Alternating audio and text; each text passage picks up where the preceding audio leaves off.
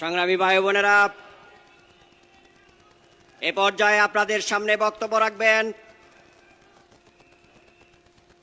ইত্তিহাদুল উলামা বাংলাদেশের সম্মানিত আমির, আমাদের টাঙ্গাইলের অত্যন্ত শ্রদ্ধাভাজন আলেম জনাব মুফতি আব্দুর রহমান মাদানী।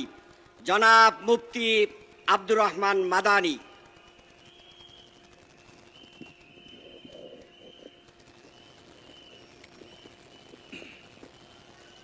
আসসালামু আলাইকুম ওয়া রাহমাতুল্লাহি ওয়া বারাকাতুহু।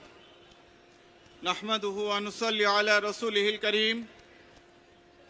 আম্মা বাদ, আজকে এই জনসমুদ্র টাঙ্গাইলের বুকে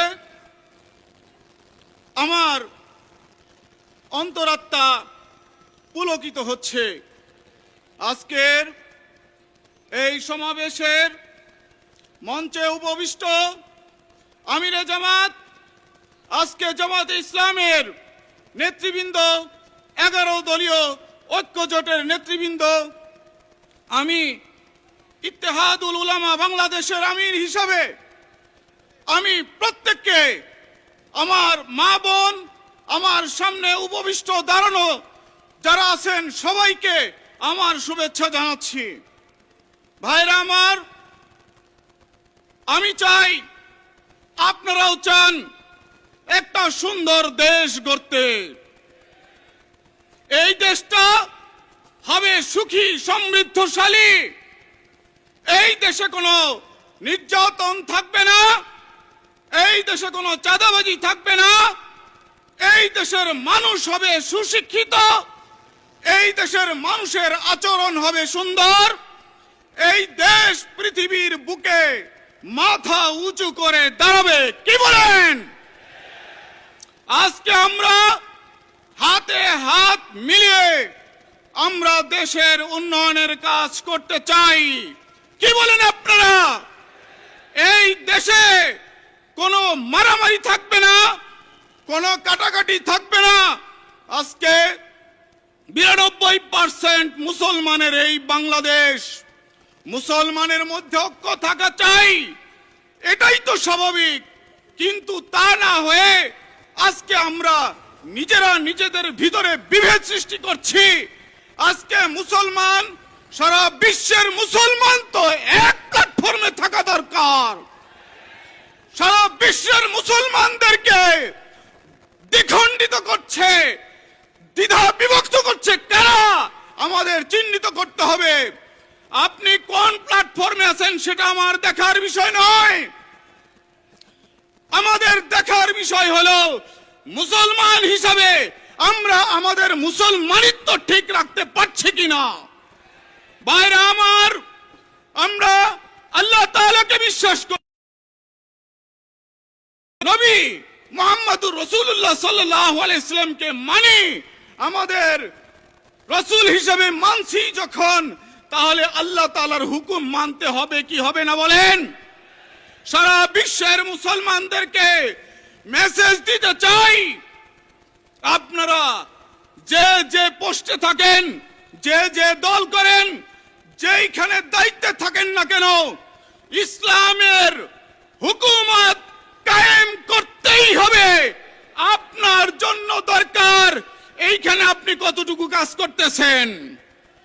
আপনি যেখানেই থাকেন না কেন, আপনি মহিলা হন, আপনি পুলিশ হন, আপনি ডিসি হন, আপনি এসপি হন, আপনি রাজনৈতিক নেতা হন, আপনি ব্যবসা,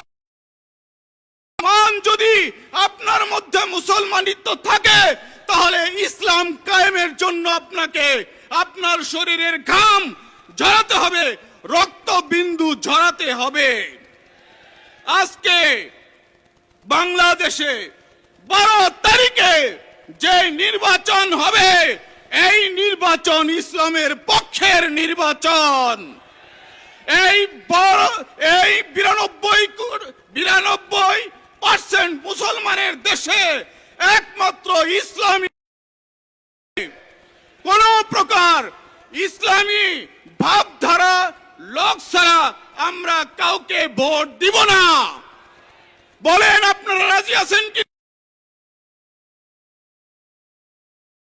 যার দ্বারা সৎ শাসন কায়েম হবে, যার দ্বারা আমাদের মুসলমানিত্ব টিকে থাকবে।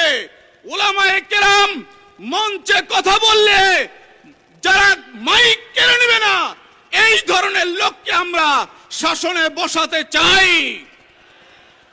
স্টেজে উলামায়ে কেরাম যখন মাহফিলে কথা বলতে থাকে, আমরা দেখেছি মাইক কেড়ে নেয়, তাদেরকে হেস্তনেস্ত করে। আমরা কি এটার পুনরাবৃত্তি চাই? যদি না চাই, তাহলে আজকে আমাদের সিদ্ধান্ত নিতে হবে আমাদের ভোট কোন বাক্সে পড়বে, কোথায় পড়বে। কি বলেন আপনারা?